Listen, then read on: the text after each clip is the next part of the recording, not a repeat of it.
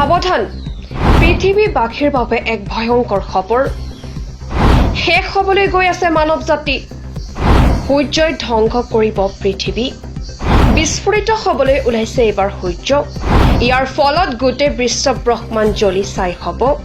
বিজ্ঞানীসকলে প্ৰকাশ কৰিছে ধ্বংসৰ সময় পৃথিৱীখন কেতিয়া আৰু কেনেকৈ শেষ হ'ব সবিশেষ জানিবলৈ ভিডিঅ'টো শেষৰলৈকে চাব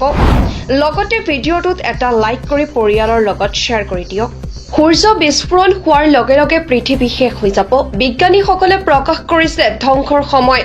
বিজ্ঞানীসকলে দাবী কৰিছে যে তেওঁলোকে জানিব পাৰিছে যে সূৰ্যই পৃথিৱীখন ধ্বংস কৰিব সূৰ্য বিস্ফোৰিত হ'বলৈ ওলাইছে আৰু ইয়াৰ ভিতৰত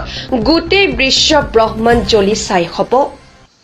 দীৰ্ঘদিন ধৰি বিজ্ঞানীসকলে এই প্ৰশ্নটোৰ উত্তৰ বিচাৰি আছে পৃথিৱীখন কেতিয়া আৰু কেনেকৈ শেষ হ'ব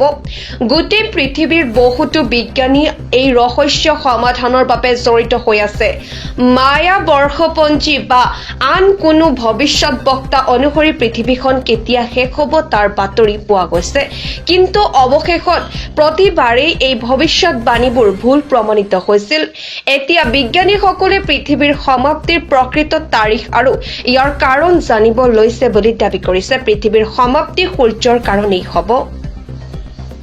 বিজ্ঞানীসকলে দাবী কৰিছে যে তেওঁলোকে জানিব পাৰিছে যে সূৰ্যই পৃথিৱীখন ধ্বংস কৰিব সূৰ্য বিস্ফোৰিত হ'বলৈ ওলাইছে আৰু ইয়াৰ ভিতৰত গোটেই বিশ্ব ব্ৰহ্মাণ্ড জ্বলি ছাই হ'ব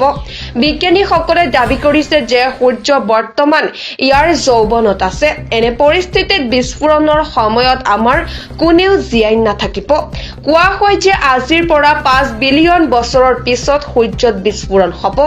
ই কেৱল পৃথিৱী নহয় সূৰ্যৰ ওপৰত নিৰ্ভৰশীল আন যিকোনো গ্ৰহই ধ্বংস কৰিব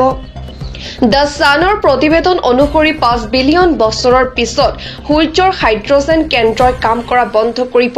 আৰু তাৰ পিছত সূৰ্যই তাপ উৎপাদন কৰিব নোৱাৰিব ই আন গ্ৰহবোৰ শীতল কৰিব এনে সময়তে বিজ্ঞানীসকলে কৈছিল যে সূৰ্যৰ দ্বাৰা ধ্বংস হোৱা গ্ৰহবোৰৰ ভিতৰত মাৰ্কিউৰি আৰু ভেনাছ আছে কিন্তু পৃথিৱীলৈ অহা ধ্বংস আন কোনো ঠাইত নহ'ব যেতিয়া সূৰ্য শেষ হয় সকলো মহাসাগৰ সূৰ্যৰ অন্তিম তাপৰ পৰা শুকাই যাব সেই সময়ত ইমান প্ৰচণ্ড গৰম হ'ব যে মানুহে প্ৰাণ হেৰুৱাব ছাল জ্বলিবলৈ আৰম্ভ কৰিব এই কাৰণে বিশেষজ্ঞসকলে কৈছে যে মানুহৰ বসতিৰ বাবে প্ৰস্তুত হ'বলৈ অতি সোনকালে এটা গ্ৰহ চিনাক্ত কৰিব লাগে যাতে 5 বিলিয়ন বছৰৰ পিছত যেতিয়া পৃথিৱী ধ্বংস হ'ব মানুহ আন এটা গ্ৰহত সুৰক্ষিত হৈ থাকিব